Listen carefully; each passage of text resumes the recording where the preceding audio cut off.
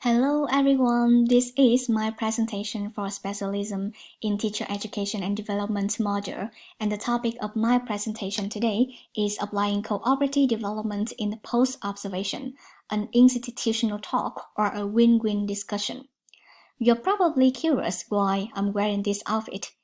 This is a traditional custom of Vietnam and it is only worn on formal and special occasions, and teachers often wear this in their observed lessons.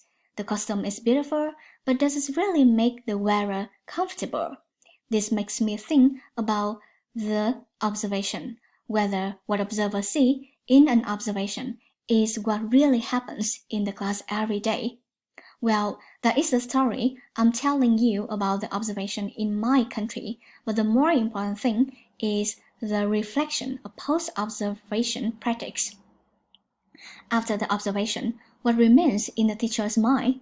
Do they think about what happened in the post-observation conference, or do they just feel relieved because the burden is lifted, like they can take off the traditional dress? Therefore, my motivation of doing this presentation is to help teachers improve the effectiveness of post-observation in Vietnam. Here is the outline of my presentation. I'm going to walk you through three parts: the popular problems of post-observation, the benefits of cooperative development in post-observation, and how to apply it in post-observation.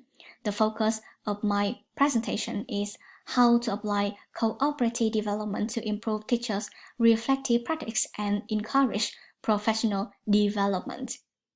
I'd like to talk a little bit about the problem of post-observation feedback in my context. First, because of the time limit, post-observation is normally a quick recapitulation based on checklists rather than an in-depth experience exchange. Also, observer often gives direct advice, and this might weaken teachers' critical thinking and self-exploration. So, what can be done to improve the quality of post-observation? My answer for this question is to apply cooperative development, CD. But why CD? Well, CD has a wide variety of benefits, but I just pick up the three most important ones. First, CD has empathy and non-judgmental discussion as main values. Second, in CD, the supervisor uses probing questions rather than direct advice. And last but not least, the dialogic talk in CD helps both observer and observee share their issues with each other. Then, how to apply CD in post-observation? As you may know, there are 7 moves in CD, including attending, reflecting, thematizing, challenging, focusing, goal setting, and trialing. But for post-observation, I'm going to focus on the last 3 steps, since I believe that these stages help teachers perceive the gap between their desired and actual performance, and then they can think about possible changes.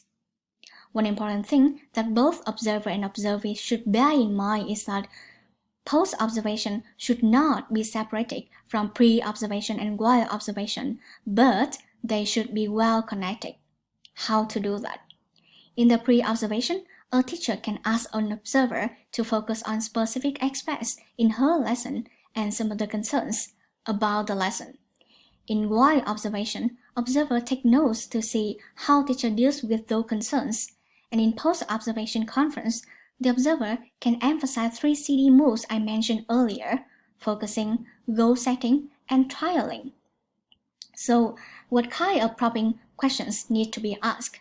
I'm going to give you some examples according to 3 CD moves.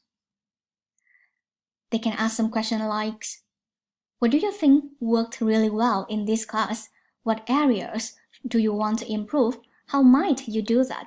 And if you could teach the same lesson again, what should you do differently? Whatever the questions can be, the main role of the observer is to have teacher find out aha moments themselves. But is the post-observation over when the observation is over? The answer is no. The cooperative development model in post-observation has potential to be cyclical, and this should be a cyclical process that involves the continuous discovery of new issues. Before I finish my presentation, I would like to share with you my favorite African proverb. If you want to go fast, go alone. If you want to go far, go together. Applying CD in post-observation is a way to let the teacher know that I care what you are doing and I want to be a part of it. That is the end of my presentation. Thank you for your listening.